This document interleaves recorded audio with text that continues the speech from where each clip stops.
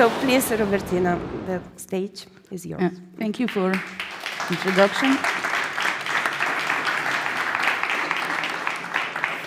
I'm very happy and excited to speak after, hearing everything about these ideas about sustainability, changes, and the sea.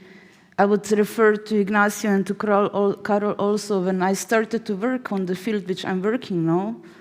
10 years ago, there was almost nobody working with the oceans and seas, and people have been always asking me, why are you so bringing this, And I was thinking, yes, because we are so, I like to say, humans, we are terrestrial creatures, This is our environment. We are walking on the seabed of these atmospheric oceans, but we forget that there is also oceans and other creatures and everything living somewhere beyond what is like in our reach, So as Tatiana introduced my work, today I will speak about, I call this series of mine Oceanic Imaginaries.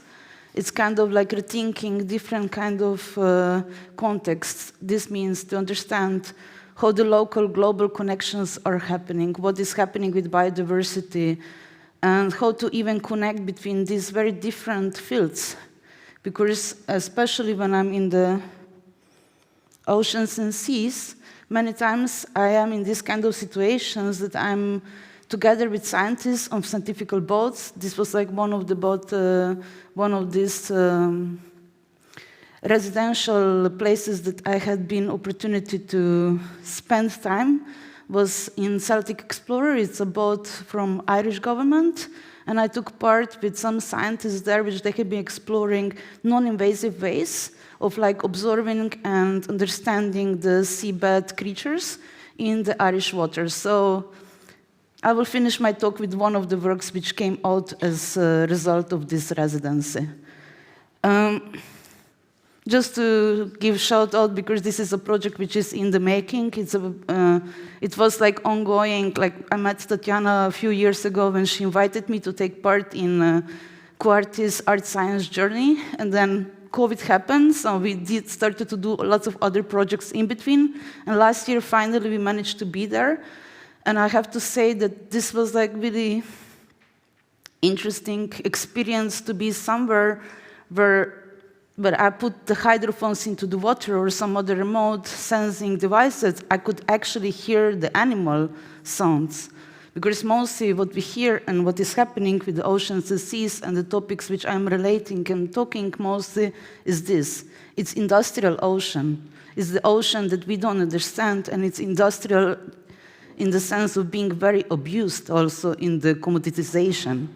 Because as Carol and Ignacio they have been saying, yes, there is this pushes for economic growth and understanding how we can collaborate in better coexistence with these places.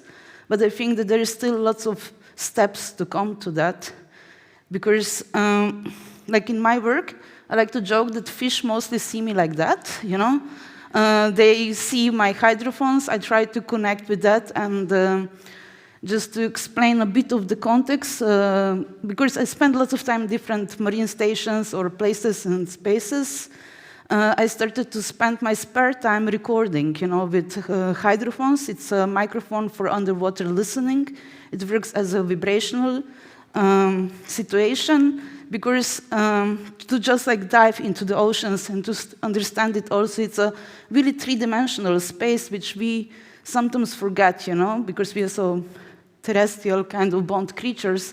So very quickly you have like really dark zones, So this means that creatures living there inside, they're also using different sensory perception for orienting and understanding where they are and how they are like communicating between themselves and so on. So the sound is one of the very important things in the oceans and seas.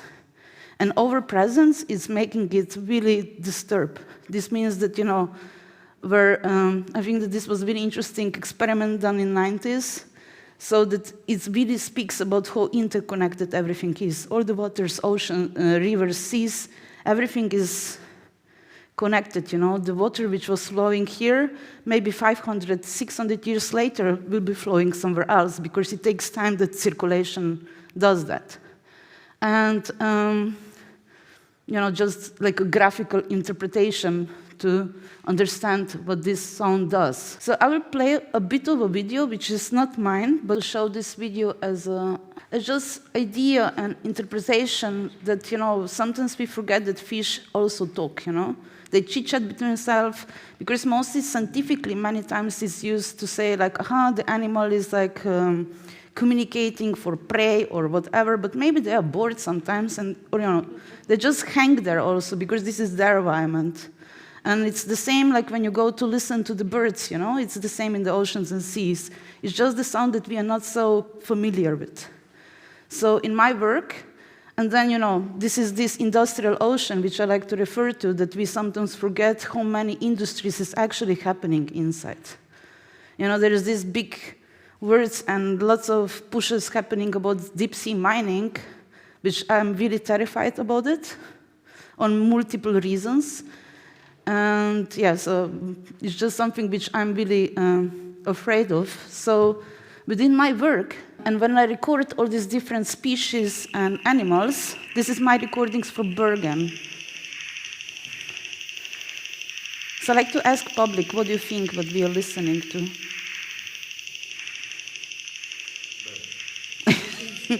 We are in the ocean, so this is shrimps. So this was recorded in one fjord, which was looking very peacefully, but when I put the hydrophone in, it just started to be booming with this life.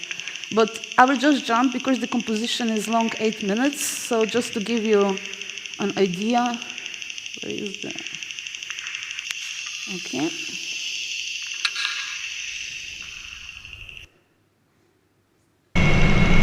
And this is the industrial ocean, which record, because when I was recording in Bergen, we actually managed to record also the oil platforms, which they could be really far, all the different ships and different frequencies. So when I do these compositions, which I called like aquatocene, they're like representing different localities, different local situations. I like to present this kind of sonic spaces also, because it gives some other idea about the marine life. We go beyond it gives the idea about, what is happening in the oceans and seas also in this industrial way, and sonic is something which we can relate to, because we all experience being sitting in the loud bars or somewhere where in one moment you just start to yell at each other because you can't hear each other. So this is happening in the oceans and seas in big time with animal kind of different animals, not only the whales, dolphins, and all this kind of, I call them pandas of the sea, the representation of other animals, but also with clownfish and with some other animals which we forget even that they're existing there, that they have their own life, and we are just like pushing over noisy environments towards them. What I like to do when I have conversation with different scientists is like to invite them also and give my platform, which is the cultural platform, to have public debate. Because when I do this performance about aquatocene, sometimes people don't read exactly what they will come to listen. They just hear, aquatic sounds, so everybody imagines the sounds for YouTube, whales, something, but it's not, because it's very noisy, it's very industrial.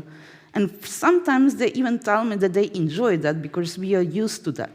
Because this is our nature. Our nature is very industrialized. So it's something that is really interesting to talk with. But because I work as artistic research, so this means I go to different places, I record, I go. I like to work then with people which they're actually working there on their localities. So I had like a few years ago in Madrid this kind of representation performance. We invited also scientists, which is like expert on bioacoustics, Paula Alonso Recalta, to speak with me. So she represented her work, what they're doing, their initiatives, because I think it's very important to understand these two different points of view also, and to also enter and find some new discourses.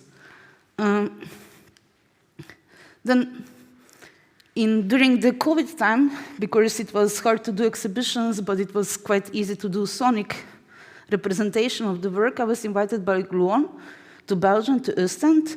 So we went to record there in specific areas. I did composition, which was like 6-channel sound composition specific for that space. And next to this, they decided, because this is part of one bigger European project, Start for Water, they wanted to combine different industries, and they invited media as an industry. And I was thinking it's really interesting, so it wasn't only about my artwork, it was going beyond that. It was going to understand what this kind of sonic representations are doing. So it was also a big research article, artistic work, and so on, so it's different layers again. And then this is something which I'm really proud and honored about, is like two scientists from Taiwan during the COVID time, they contacted me and they used the word aquatocene because they have been saying also like, I like to invent words also sometimes because I think that in especially aquatic related topics, we are still losing some words because we are, we all speak about terraforming, nobody speaks about aquaforming, because we are forming the waters also, not only terrestrial levels. So also this aquatocene is kind of my play of the words of Anthropocenic kind of presence in the ocean, not only in the ocean sea, but in general in this our planet. And these two scientists, they asked me if they can use my conceptual frame for then scientific research further, which I think is always great, because especially for people working in art science, technology as field I am, it's mostly us artists going many times to the scientists and being like trying to seduce them in different ways to collaborate or to find some good common grounds. So it was really great when they are coming also to us, and there is more and more this happening in the last years. I think Kasia, also artists working in the same field, which we'll talk today, has this kind of experience, and I exchanged, because we are kind of almost a community of artists working oceanic imaginaries, and we like to share that. So it's always interesting to have this kind of experience and to understand the representation of them also, I would say. But just to jump more into the topics of some of other projects which I was doing, so I will just go now quickly a bit through. This project was done in Adriatic Sea, and we have been researching different pharmaceuticals, so how the pharmaceuticals are actually issuing and changing the aquatic environments, and how they are like really damaging the microorganisms which they are present in this kind of environments. So this was research done in Institute in Dubrovnik. So this is a project which we did in 2020 in Adriatic Sea, in Northern Adriatic, which is one of the rare and last refuge of Pinna nobilis. It's a shell which it's representing cultural patterns, I will also say, of our Mediterranean Sea, because the silk of the bios of the pen shell they have been using also to make silk and so on. So there's lots of traditions connected with it.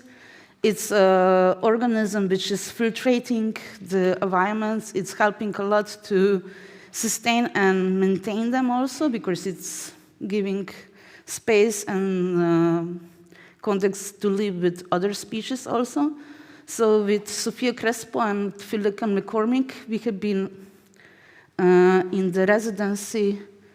I will just show the photo.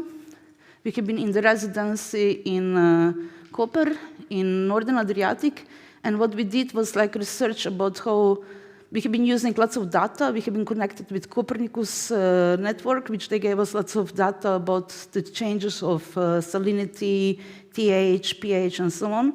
So we have been using that data and through the AI system to understand how these changes have been happening, and so it's a big immersive video installation where the pen shell is like almost like it has this kind of momentous, it's like it's constantly turning, but the data is changing and the video is also changing.